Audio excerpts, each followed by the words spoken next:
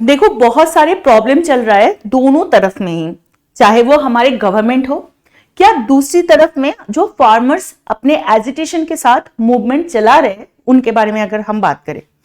बहुत लोगों का यह मानना है कि गवर्नमेंट फालतू है, ये सुन नहीं रहा है, इनका जो डिमांड है वो समझ में क्यों नहीं आ रहा है इनको, ये तो जेन्युइन डिमांड है। ऊपर से उल्टी तरफ से ये भी सुनने को मिल रहा है जो प्रो गवर्नमेंट लोग हैं, भाई वो तो किसान है ही नहीं, वो तो खालिस्तानी है, वो तो अपने खालिस्तान के प्रोटेस्ट में वो उतरे हैं, बस फार्मर वाले चीज का वो मुखौटा पहन के रखा है।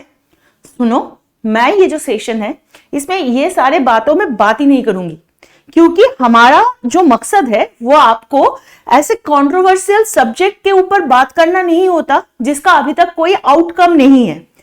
हम प्रिपेयर कर रहे हैं यूपीएससी के लिए या स्टेट सर्विस के लिए, वहां पे हमारी जेन्युइन इंटरेस्ट की सब्जेक्ट ये है कि इसके अंदर जो टेक्निकल जो सब्जेक्ट्स है या इसके अंदर जो सारी चीज हमारे लिए इंपॉर्टेंट है उसको देखने की यहाँ पे बातें देखा जाएगा। हमारे लिए इंपॉर्टेंट यानी कि यहाँ पे बहुत इंपॉर्टेंट एक चीज पे बात हो रही है, वो क्या है, मिनिमम सेलिंग प्राइस।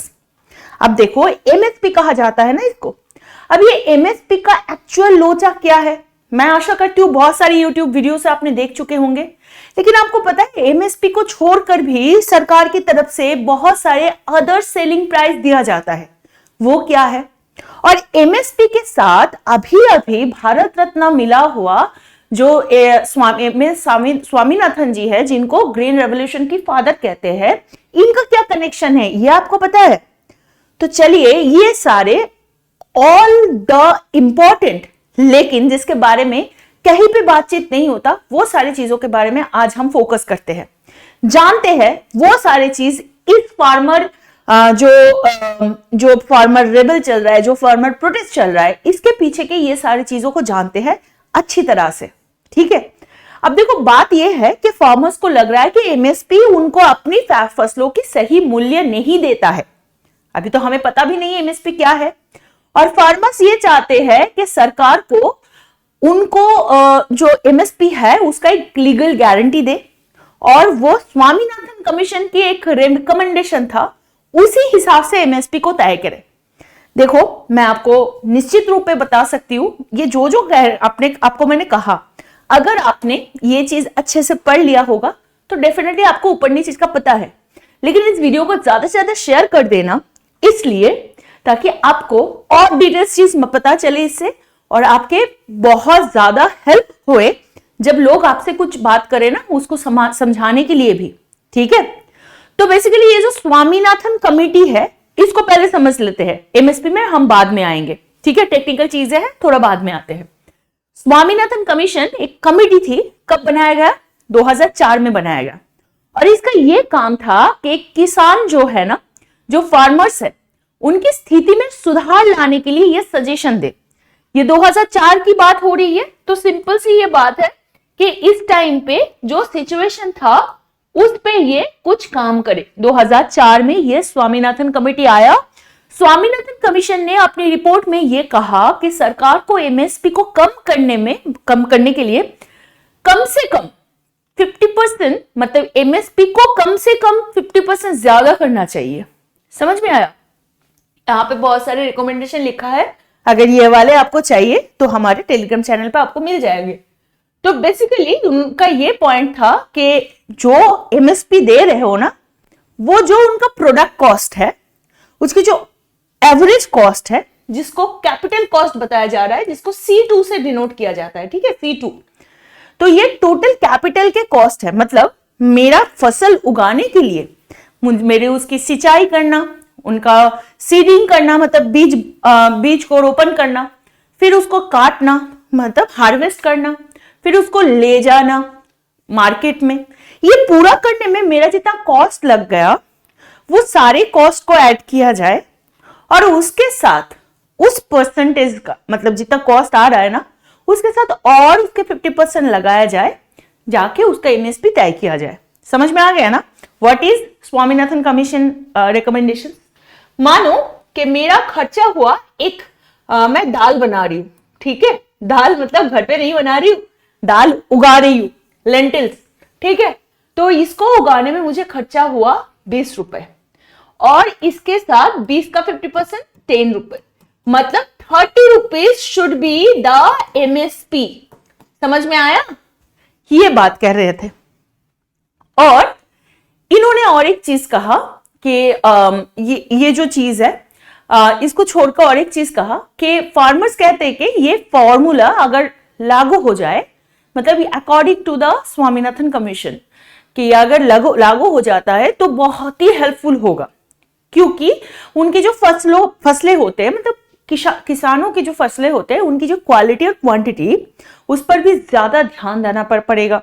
सिंपली वे में, अगर मानो मेरा जितना कॉस्टिंग निकल आ रहा है, अगर मुझे पता है भाई मैं 40 रुपए लगाऊंगी तो मुझे 40 रुपए तो मिलेगा ही, ऊपर से 20 रुपए एक्स्ट्रा मिलेगा, भाई 60 रुपए होगा, तो मतलब मैं तो 20 रुपए की मुनाफे में होंगी। तो सिंपल बात है ना, मैं जो मेरा काम करने की या उसमें उत्साह डालने की जो तरीका है, उसमें मैं ज्यादा काम करूंगी और वो मुझे मिल जाएगी। लेकिन प्रॉब्लम क्या है, देखो उसके साथ भी बहुत सारे चीज यहाँ पे लगाया गया था। इन्होंने प्रोक्योरमेंट प्राइस भी लगाया था, जिसमें MSP के साथ कॉस्ट एस्केलेशन को यूज करके जो प्राइस होगा वो बनेगा। ये MSP का जो थ्रू आउट कंट्री में इसको लागू करा जाएगा, और एक मार्केट इंटरवेंशन स्कीम के बारे में इन्होंने कहा था। तो ये सारी चीज में हम नहीं जाएंगे, ठीक है। अब उसके साथ PDS सिस्टम, जो राशनिंग होता है ना, हमारे जो घर में लोग, हमें गेहूं और चीनी और तेल ये सारे मिलते हैं ना, पेट्रोलियम ऑयल, ये जो मिलते हैं, petroleum oil in the sense kerosene की बात कर रही हूँ। अब इसको लेकर फिर से शुरू मत हो जाना, मैं आपने बोला पेट्रोलियम ऑयल, नहीं, केरोसिन की बात कर रही हूँ। फिर फूड बास्केट, जैसे कि जो फूड एनलार्ज करने के लिए बात किया, जो फूड बास्केट है उसके अंदर इन्होंने मेज, ज्वार, बाजरा, मिलेट्स, ये सारे ऐड करने की बात करी। इन्होंने CAPA की एक CAPA के बारे में बताती हूँ, थोड़ा सा इसमें भी होल्ड रखना, इसके बारे में भी इन्होंने बात किया। ऐसे बहुत सारी चीज, इंडिया की सिंगल मार्केट प्रोडक्शन के बारे में इन्होंने बात की, ये सारी चीज हुआ था। लेकिन यहाँ पे क्या प्रॉब्लम है, ये जो MSP है, MSP के जो ये जो आइडिया इन्होंने दिया था, तो जो हमारी सरकार है उनको ये लगा कि ये पॉसिबल ही नहीं है, क्योंकि MSP का मतलब जो फॉर्मूला इन्होंने दे रखा है स्वामीनाथन कमीशन का, वो बहुत ही इम्प्रैक्टिकल है। सरकार का ये कहना है कि MSP का जो लीगल गारंटी देना, उससे क्या होगा, मार्केट में डिस्टॉर्शन होगा। क्यों भाई? क्योंकि ये बता रहे हैं कि डिस्टॉर्शन इसलिए होगा कि सरकार को ज्यादा सब्सिडी देनी पड़ेगी, जो कि फिस्कल डेफिसिट को बढ़ाएगी। भाई आपको अब लगेगा फिस्कल डेफिसिट क्या है, आपको मैं सीधी तरह से बता दूं फिस्कल डेफिसिट क्या है। मानो मैं खर्चा करने वाली हूं 10 रुपए, लेकिन मेरा खर्चा हुआ 15 रुपए, तो मेरा डेफिसिट कितना हुआ? 5 रुपए। ये होता है फिस्कल डेफिसिट। मतलब अगर 100 रुपए सरकार रख रहे हैं यहाँ पे सब्सिडी देने के लिए, लेकिन जब वो सब्सिडी देके इस बात खत्म कर रहे हैं, अगर उनके 200 रुपए खर्चा हो रहा है, तो 100 रुपए का उसका क्या हो रहा है? नुकसान हो रहा है। वही है फिस्कल डेफिसिट। ये सिंपल वे में इतना ही समझ के रखो, इतना ज्यादा हम वो बजटरी एंडिंग में नहीं बात करेंगे, for understanding this whole concept. अब यहाँ पे इन्होंने बताया कि देखो, सबसे पहली बात तो ये है, ये जो C2+50 का जो मतलब है ना, इसको आपने गलत समझा है। क्योंकि स्वामीनाथन की अगर बात करें तो उससे सरकार को जो समझ में मिली है वो फॉर्मूला है, ये क्या है? A2 + FL + 50% का फॉर्मूला। भाई ये आप कौन सा चीज है? अब A2 + FL का मतलब ये होता है कि प्रोडक्शन कॉस्ट में सिर्फ एक्चुअल इनपुट और फैमिली लेबर शामिल है।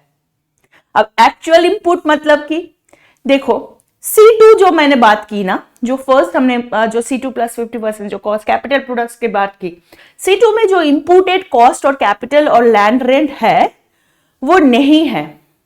यहां पे सिर्फ और सिर्फ कहना यह है कि जो चीज बेसिक आपको एकदम जीरो लेवल पे यूज करने के लिए जितना पैसा खर्चा हुआ है, मतलब सीडिंग के वजह, सीडिंग आपने सीड खरीद लिया मार्केट से, उसका जो प्राइस हुआ उसको कैलकुलेट करो, फिर उसको लगाने में कितना खर्चा हुआ उसको कैलकुलेट करो, उसमें लेबर कॉस्ट कितना गया है उसको कैलकुलेट करो। लेकिन अगर आप उसको कुछ भी करके उसको अगर बढ़ाओगे या उसको कुछ चेंजेस लाओगे उसके अंदर, वो यहाँ पे माना नहीं जाएगा, है ना। आपके प्रॉफिट का कॉस्ट, या आप सीडिंग्स खरीद के ले आए मार्केट से लेकर घर का, आप जो कॉस्टिंग हो रहा है ना, आपको आने में जाने में जो खर्चा है वो आप उसमें ऐड कर रहे हो, नहीं चलेगा ये। तो ये होता है A2 प्लस एफिल ये वाले और C2 का बेसिक डिफरेंस। तो सरकार बोल रही है कि हम ये दे सकते हैं विथ 50% देंगे, देके एमएसपी तय कर सकते हैं, लेकिन इससे ज्यादा नहीं करेंगे क्योंकि इससे मार्केट का डिस्टॉर्शन होगा। समझ में आ गया ना ये बात। अब सरकार एमएसपी का जो रेट है वो हर साल बढ़ाया है। तो यहां पे आपको एक बात बताते हैं, तो ये जो पूरा सिचुएशन आपको समझाई ना, ये ही डेडलॉक की वजह है। फार्मर्स अपने डिमांड को पूरा करने के लिए दिल्ली चलो प्रोटेस्ट शुरू किया है। फार्मर्स का 3 किसान कानून को भी रिजेक्ट किया है। आपको याद ही है 2020 में जो farmers produce trade and commerce वाला जो एक्ट था, farmers empowerment protection agreement and price assurance वाला एक्ट था, farm services act, essential commodities act, ये जो 3 एक्ट है इनको बेसिकली इनको हटाया गया, रद्द कर दिया गया through the permission and through the verdict of supreme court. ठीक है, और इनके जरिए सरकार एमएसपी को खत्म करना चाहते हैं, ये फार्मर की तरफ से ये बात आए और इन्होंने बंद कर दिया। तो वो जो फार्म लॉस थे उसको जैसे कि वो रिजेक्ट हो गया, तो उस पर हम बात नहीं करेंगे। अब हम बात करते हैं, भाई मैम तब से बोले जा रहे हो ये एमएसपी है क्या, है ना, मिनिमम सेलिंग प्राइस। ये प्राइस कैसे ये लोगों को इसको बनाना है ये तो मैंने आपको बता दिया है ना। जो भी है, एक तो C2 प्लस 50% देके एमएसपी बनाने की बात हो रही है सरकार की तरफ से, ये चल रहा है A2 प्लस एफिल प्लस 50%। ये 2 फॉर्मुलेशन तो आपको समझ में आ ही गया है ना, जहां पे C2 क्या है, A2 प्लस एफिल क्या है। लेकिन एमएसपी दिया जाता है, क्यों दिया जाता है? अब देखो, जो लोग है ना उनको मतलब हमारी इंडिया में 1960 के दशक में बहुत ज्यादा फूड स्टोरेज का मतलब शॉर्टेज का सामना करना पड़ा था। ठीक है, फूड स्टोरेज में शॉर्टेज हो गया था। उस टाइम पे ये जो इंसान है जिनको भारत रत्न मिली है, MS स्वामीनाथन, ये एक प्रसिद्ध एग्रीकल्चरल साइंटिस्ट थे और इन्होंने ग्रीन रेवोल्यूशन को तैयार की थी। इनका बाकी अगर एवर्ड्स की बात करें उसमें भी आपको पता है इनको पद्मश्री मिल गया है, पद्म भूषण मिला है, पद्म विभूषण और अब जाके उनको पद्म विभूषण के बाद उनको भारत रत्न तक मिला है। Already he has won world food prize और यूनेस्को का जो गांधी गोल्ड मेडल है ये भी उनको मिला है, just because of his extreme calibre in the agricultural field. चलो दुख की बात यह है कि ये हमारे बीच अभी नहीं रहे, 98 ईयर्स ओल्ड थे एंड ही पास्ड अवे। लेकिन इनके जो ग्रीन रेवोल्यूशन है उसी टाइम पे ना ये एमएसपी का कॉन्सेप्ट को सामने लाया गया। क्या एमएसपी का कॉन्सेप्ट सामने लाएगा? क्या बताया इसका? Minimum selling price. Minimum selling price कौन सेल करेगा, किसके पास करेगा? ये जो मिनिमम सेल होगा ये फार्मर करेगा। फार्मर किसके पास सेल करेगा भाई?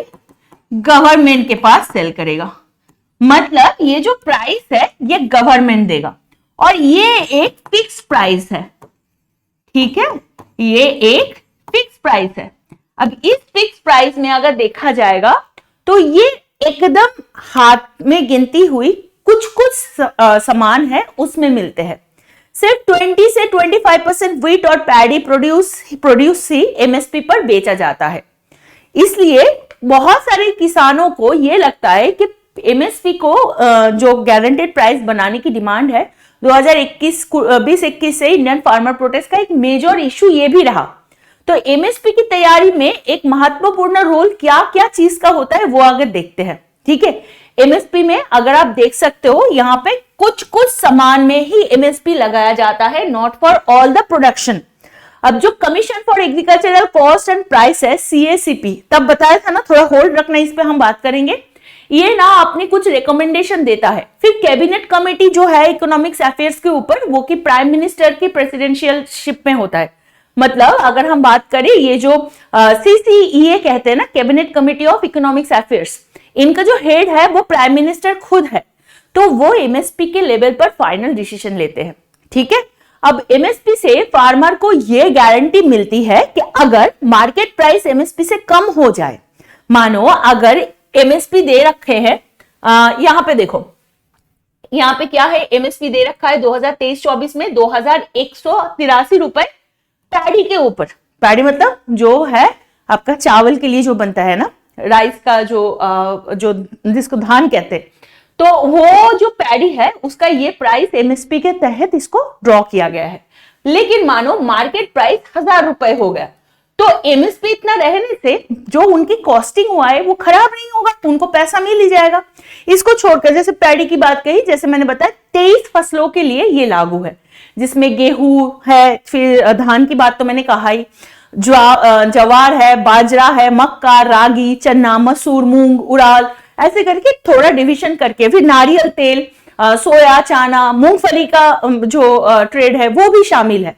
ठीक है, यहां तक एमएसपी के बात समझ में आ गया। बेसिकली बात यह है कि एमएसपी लगाने से आपको लगेगा कि सिर्फ फार्मर को ही यहाँ पे बहुत ज्यादा सुविधा मिल रही है, नहीं। अगर हम ये सारे फैक्टर्स है, ठीक है, क्या क्या देखा जाता है कि डिमांड सप्लाई क्या है, कॉस्ट ऑफ प्रोडक्शन क्या है, ये कैसे सेट होगा, ये सारे सीसीए करता है। ठीक है, ये सारे ये करता है, जो इकोनॉमिक्स अफेयर्स है इनके थ्रू होता है। ठीक है, अब देखो यहाँ पे आपको याद रखना है कि एमएसपी का कॉस्ट प्रोडक्शन आपको पता चल गया। अब आपको लग रहा है भाई ये चीज तो अच्छी बात है, ये तो सरकार के लिए बहुत ही ज्यादा, मतलब सरकार तो यहाँ पे पैसे दे रहे हैं। नहीं, आपको अगर लगेगा तो यहाँ पे भी गलत है, ये टू वे इम्प्लीकेशन है। क्या है यहाँ पे, अगर हम देखें कि ये जो एमएसपी पे जो फार्मर से गवर्नमेंट खरीद रहे हैं ना सामान, फिर गवर्नमेंट भी ये जो पब्लिक डिस्ट्रीब्यूशन सिस्टम में गरीब लोगों को जो चीजें बेच रहे हैं ना, वो भी मैल न्यूट्रिशन होना या फूड शॉर्टेज होना कंट्री के अंदर, ये सारे पे काम कर रहे हैं। समझ में आ गया? तो ये टू वे प्रोसेस है, अगर ये लगता है तो दोनों को ही इसमें हेल्प होगा। ठीक है, अब यहां पे हम बात करेंगे फेयर एंड रेम्यूनरेटिव प्राइस, जो कि एफआरपी है। अब ये जो प्राइस है ना, ये किस पे लगता है? सिर्फ और सिर्फ ये गन्ने पे लगता है। ठीक है, ये समझ में अब आना चाहिए। ये वो प्रोडक्ट है जिसमें एमएसपी नहीं लगाया जाता है, ये एफआरपी लगाया जाता है। ठीक है, हम आ गए अब दूसरे सेक्शन में, जो सरकार की तरफ से दिया जाता है, केंद्र सरकार देती है। ये एक्चुअली ये इसलिए दिया रखा है कि जो शुगर केन है या गन्ने हैं, उसका जो रिकवरी रेट होता है उस पे ध्यान रखा जाए। ठीक है, अब एफआरपी की जो तैयारी होती है उसमें भी ये सीएफसीपी का ही रोल होता है, और सीसीईए का जो प्राइम मिनिस्टर, जिसका मतलब जो इकोनॉमिक्स अफेयर्स का जो कैबिनेट कमिटी है, यही मिलके जो एमएसपी सेट करते हैं, वही ये एफआरपी भी सेट करते हैं। अब यहाँ पे आपको जानना चाहिए कि इससे शुगर मिल्स जो होता है उसमें बहुत ज्यादा हेल्प मिलता है। अब एफआरपी से जो अगर हम बात करें, फार्मर को शुगर केन बेचने में ज्यादा प्रॉफिट होगा और उनकी इनकम भी बढ़ेगी। जैसे मैंने बताया 1960 में एमएसपी का शुरुआत हुई थी, 2009 में एफआरपी की शुरुआत हुई थी, और उस टाइम पे सरकार के एक स्टैट्यूटरी मिनिमम प्राइस था, मतलब जो कि एक स्टैट्यूटरी मतलब क्या है, वो स्टैग्नेंट है, उसको बदल नहीं जा सकता। तो वो जो प्राइस है उसको हटाया गया कि इतना पैसा ही मिलेगा, मतलब तुम कितना भी खर्चा कर लोगे पैसा तो इतना ही मिलेगा। उस चीज को हटाया गया, उसको रिप्लेस किया गया ये एफआरपी से। और उसके साथ क्या हुआ, वैसे जो एसएमपी की बात करी वो भी हेल्प करता था शुगर रिकवरी रेट पर, लेकिन शुगर जब बन के आता था उसका जो प्राइस है वो उस पे तो वो डिपेंड करता था। तो एसएमपी का सबसे बड़ी प्रॉब्लम क्या है, जैसे कि मानो शुगर मिल को लॉस होता है क्योंकि किसानों ने टाइमली पेमेंट नहीं मिला, तो उसका जो शुगर केन है उसका ओवर प्रोडक्शन हो गई। इन दैट केस एसएमपी जाके कुछ हेल्प नहीं करेगा। लेकिन एफआरपी के मतलब ये जो फेयर और रेम्यूनरेटिव प्राइस की बात कर रहे हैं, ये क्या करेगा, शुगर रिकवरी जो रेट है उसके ऊपर डिपेंड करता है। एक होता है शुगर प्रोडक्शन रेट, एक रिकवरी रेट, मतलब शुगर मिल को प्रॉफिट देगा और किसानों को टाइमली पेमेंट देता है। ठीक है, तो एफआर के जैसे मैंने बोला एफआरपी का रिकमेंडेशन भी आपको पता चल गया है कौन करता है, और अगर आपको बताया जाए कि इसका सबसे बड़ी सुविधा क्या होती है, इससे फार्मर्स को शुगर केन की जो डाइवर्सिफिकेशन और इनोवेशन है उसमें बहुत ज्यादा मदद मिलती है। जैसे कि शुगर केन से इथानॉल बनती है, पेपर बनते हैं, बायो फर्टिलाइजर बनते हैं, ये सारी चीज जो कि बाय प्रोडक्ट है उसको यूज करने के लिए भी ये हेल्प करता है। अब एफआरपी के जो पॉजिटिव साइड है, जैसे कि नेगेटिव साइड भी है, मतलब जैसे मैंने पॉजिटिव साइड बताया वैसे नेगेटिव भी है, हर सिक्के के दो पहलू। तो यहाँ पे क्या प्रॉब्लम होता है, जैसे कि मैंने एमएसपी के बारे में डिटेल्स बताया, एफआरपी में शुगर मिल को अपनी जो प्रोडक्शन कॉस्ट होता है, एफिशिएंसी होता है, उसमें ज्यादा काम करना होता है, क्योंकि शुगर का मार्केट प्राइस एफआरपी से कम हो सकता है। अगर वो हो गया तो इस डर तो रह ही जाता है कि स्टॉक को मैनेज करना बहुत मुश्किल हो जाएगा अगर दाम नीचे पर मार्केट प्राइस अगर कम हो गया ना। अब शुगर मिल्स को अपने प्रोडक्ट के जो डाइवर्सिफिकेशन है, इनोवेशन है, उस पर ज्यादा फोकस करना पड़ेगा। जैसे मैंने बताया कि जो बाय प्रोडक्ट्स है, इथानॉल, पेपर, बायो फर्टिलाइजर, इस पर ज्यादा फोकस करना पड़ेगा rather than the sugar production. समझ में आ गया? तो मेन जगह से वो हट जाएगा। और एक चीज के पे हम बात करेंगे, वो है एसएपी। देखो स्टेट के हाथ में, जैसे मैंने आपको केंद्र सरकार के हाथ के दो बताया, एक एमएसपी बताया, एक एफआरपी बताया, वैसे स्टेट के हाथ में भी एक स्टेट एडवाइस प्राइस रहता है जिसको कहते हैं हम एसएपी। एसएपी क्या करते हैं, कौन करते हैं? गवर्नमेंट ऑफ द की शुगर केन प्रोड्यूसिंग स्टेट। पहली बात तो ये है, एसएपी भी किस पे लगता है? ये भी शुगर केन या गन्ने पे ही लगते हैं। और इसको कौन लगाते हैं? इसको वो जहां पे ये शुगर केन प्रोड्यूस हो रहा है उसी राज्य के जो सरकार है वो लगाते हैं। लेकिन यहाँ पे भी प्रॉब्लम्स है। कैसे? यहाँ पे भी शुगर मिल्स को लॉस होता है, किसानों को डिलेड पेमेंट मिलता है, ये सारी चीज चलता है। तो बताया जा रहा है कि शुगर मिल्स ने एफआरपी को यूनिफॉर्म प्राइस बनाने की डिमांड की है, जो कि 2023-24 की इंडियन शुगर मिल प्रोटेस्ट का एक बहुत बड़ा इशू बना है। तो इसको लेकर भी बातचीत चल रहा है in between the farmer and the ministers. बात इस पे चल रहा है कि भाई जैसे आप हर स्टेट के लिए अलग से एफआरपी सेट ना करो थ्रू द एसएपी, जो कि स्टेट मिनिस्ट्री से बनाया जाता है, ये मत बनाओ। आप एक फेयर डिस्ट्रीब्यूटिव प्राइस बनाओ ताकि इस शुगर केन को भी हम बेच सके। समझ में आया हमें? एमएसपी क्या होता है? मिनिमम सेलिंग प्राइस, जो प्राइस देने के बाद गवर्नमेंट किसानों से सामान खरीद लेते हैं ताकि किसानों का प्रॉफिट रहे, उनका मुनाफा रहे और वो लॉस में ना जाए। ठीक है, बात तो एक ही हुआ। सेकंड एफआरपी वैसे एमएसपी 23 जो चीजें हैं उस पे लगती है, ये समझ में आ गया। एफआरपी जो कि गन्ने पे लगता है, एसएपी जो कि स्टेट गवर्नमेंट शुगर केन के ऊपर लगाते हैं, गन्ने के ऊपर लगाते हैं ये। और एक बंद हो गया एसएमपी, है ना, जो स्टैट्यूटरी मार्जिनल प्राइस था, मिनिमम प्राइस था, वो बंद कर दिया गया। उसमें हमारे इतना कुछ सोच नहीं देना है। तो ये था आज का सेशन। आशा करती हूँ बहुत इंसाइटफुल रहा होगा। वैसे आपको पता ही है हमारे ऐप लॉन्च हो गए हैं, हमारे सारे सोशल मीडिया हैंडल्स में भी हम उपलब्ध है, तो यहाँ पे आप ज्वाइन कर लीजिएगा। आपको लास्ट में बताएंगे, नेक्स्ट सेशन पे तो जरूर मिलेंगे। उससे पहले अपना ध्यान रखिएगा, अपना परिवार परिजन का ध्यान रखिएगा, माता पिता का ख्याल रखिएगा। याद रखिएगा कि आपको एक रेस्पॉन्सिबल सिटीजन बनना है। जय हिंद।